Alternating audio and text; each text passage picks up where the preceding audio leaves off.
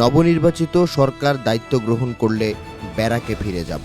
নির্বাচন শেষে গেল 15 ফেব্রুয়ারি সিএস দরবারে এমন কথা জানান জেনারেল ওয়াকারুজ্জামান। বাংলাদেশে নির্বাচিত সরকারের দায়িত্ব গ্রহণের 1.5 মাস পেরিয়েছে, যদিও এখনও মাঠে স্ট্রাইকিং ফোর্সের কাজ করছে সশস্ত্র বাহিনী। এমন পরিস্থিতিতে প্রথমবারের মতো নির্বাচন নিয়ে মন্তব্য করলেন জেনারেল ওয়াকারুজ্জামান।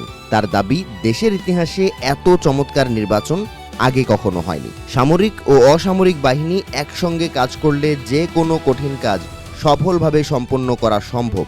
এই নির্বাচন তার বড় প্রমাণ।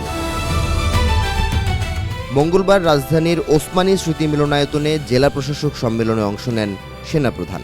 এ সময় চমৎকার নির্বাচন উপহার দেয়ায় জেলা প্রশাসকদের ধন্যবাদ দেন তিনি।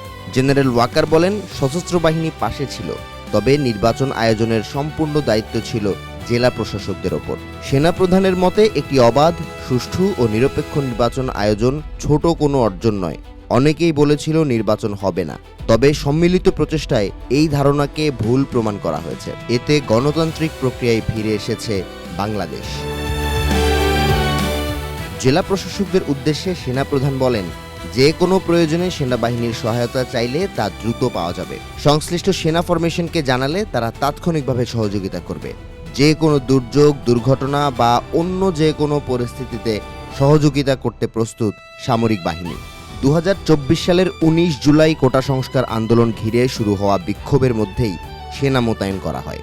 সেই আন্দোলনই পরে দীর্ঘদিন ক্ষমতায় থাকা সাবেক প্রধানমন্ত্রী শেখ হাসিনা সরকারের পতনে গড়ায়।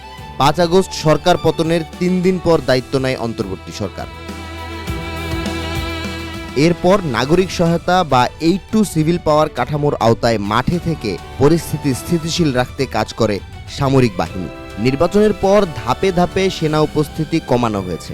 এখন মাঠে রয়েছে প্রায় 1/3 সদস্য, যারা এখনও বেসামরিক প্রশাসনকে সহায়তা করছে। প্রায় 5 মাস ম্যাজিস্ট্রেসি ক্ষমতা শেষে এখন স্ট্রাইকিং ফোর্স হিসেবে কাজ করছে সশস্ত্র বাহিনী।